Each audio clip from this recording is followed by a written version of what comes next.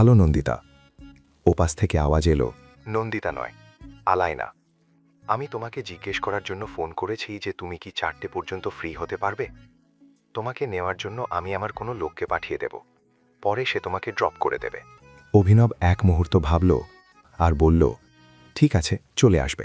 এরপর অভিনব পরের 3 ঘন্টা পর্যন্ত অফিসের কাজ অনিচ্ছা সত্ত্বেও শেষ করতে থাকল। কিছুক্ষণ পর লাঞ্চের সময় হয়ে গেল। অভিনব উঠল আর সোজা ক্যান্টিনের দিকে রওনা দিল। সেখানে সে ছাড়াও আরও অনেক মানুষ লাঞ্চ করতে এসেছিল। যখনই সেখানে বসে থাকা লোকেদের নজর অভিনবের ওপর পড়ল, তাদের হাতের খাবার হাতেই থেকে গেল। তারা সবাই শুধু অভিনবের দিকে তাকিয়েছিল। অভিনব তাদের মধ্যে কাউকেই ফিরে দেখো না আর নিজের লাঞ্চ নেওয়ার জন্য কাউন্টারে চলে গেল। এই সেই লোক যে আজও কাজে দেরি করে এসেছিল। আর তুই জানিস এই অফিসে অ্যাসিস্ট্যান্টের চাকরি করে। ভালোই হলো যে জেনিকে এই ব্যাপারে আকরাম কিছুই বলেনি, না হলে এই লোকটার চাকরি চলে যেত। অভিনব তাকে আর কোনো জবাব দিল না। সে মনে মনে হাসছিল। সে শুধু নিজের খাবার নিল আর টেবিলে গিয়ে বসে পড়ল। সে কারো সাথে কথা বলতে চাইছিল না। কিন্তু একটু দূরে বসা এক লোক বলে উঠল, আমার তো বিশ্বাসই হচ্ছে না ইয়ার, জেনি এমনটা করতেই পারে না। যখন আমি 2 মিনিট দেরি করেছিলাম তখন জেনি আমাকে সরাসরি ফায়ার করার হুমকি দিয়েছিল, আর এই লোকটা পুরো 2 ঘন্টা দেরি করে এলো, অথচ জেনি একে কিছুই বলল না।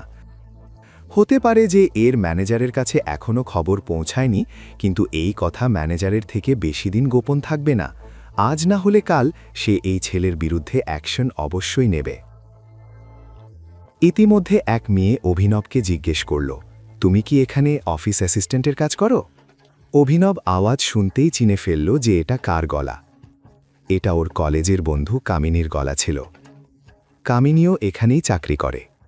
কামিনী অভিনবের সামনে এসে বসে পড়ল আর বলল, তুমি যদি এত ছোটখাটো একটা চাকরি করো, তাহলে সেদিন রিইউনিয়ন পার্টিতে অত মোটা বিল কিভাবে মিটিয়েছিলি?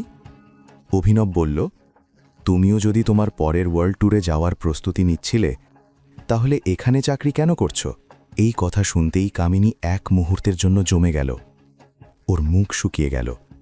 যখন সে অভিনবকে দেওয়ার মতো কোনো উত্তর খুঁজে পেল না, তখন বলল, তাও আমি অন্তত তোমার থেকে বেটার পজিশনে আছি। এটা শুনে অভিনবের হাসি পেয়ে গেল।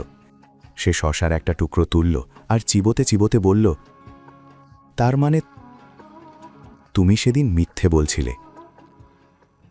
তুমি কি আমাকে খোঁচা দেওয়ার সুযোগ খুঁজছিলে? একটা কথা বলবো, এখানে বসা সব লোক তোমার ব্যাপারে কথা বলতে পছন্দ করে, কিন্তু তোমার সাথে কেউ সরাসরি কথা বলতে পছন্দ করে না। অন্তত আমি তোমার সাথে বসে খাবার তো খাচ্ছি, তাও তুমি আমার সাথে এভাবে কথা বলছো? অভিনব ওর কথার কোনো জবাব দিল না।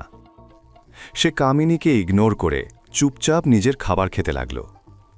এটা দেখে কামিনী ক্ষেপে গেল আর রেগে গিয়ে বলল, এই অ্যাটিটিউড তোমার খুব দামি পড়বে অভিনব, খুব দামি। এরপর কামিনী নিজের থালা তুলে অন্য জায়গায় গিয়ে বসে পড়ল। অভিনবের তাতে কোনো কিছু এসে গেল না। সে আবার নিজের অফিসে ফিরে এলো আর বাকি কাজ শেষ করতে লাগল। ইতিমধ্যে অভিনবের ফোনে একটা মেসেজ এলো। ওই মেসেজটা আলানার ছিল। সে গাড়ির ডিটেলস পাঠিয়েছিল, যা অফিসের গেটে অভিনবের জন্য অপেক্ষা করছিল। অভিনব লিফট থেকে বেরিয়ে অফিসের দরজার বাইরে আসতেই দেখল যে বাইরে একটা দামি গাড়ি দাঁড়িয়ে আছে। গাড়ির ড্রাইভার বাইরে দাঁড়িয়েছিল। অভিনবকে আসতে দেখে সে সাথে সাথে দরজা খুলে দিল আর বলল, অভিনব স্যার, চলুন। পেছন থেকে আসা কামিনী যখন এসব দেখল, তখন ওর হোঁশ উড়ে গেল। একজন ড্রাইভার এত দামি গাড়ির দরজা খুলে দাঁড়িয়ে আছে, তাও আবার অভিনবের জন্য। এই কথা কামিনীর হজম হল না। ওর অভিনবের ওপর সন্দেহ হতে লাগল। ওদিকে অভিনব গাড়িতে বসে পড়ল। হঠাৎ ওর নজর কামিনীর মুখের ওপর পড়ল। ওর মুখ হাঁ হয়ে গিয়েছিল আর সে শুধু অবাক হয়ে অভিনবের দিকে তাকিয়েছিল।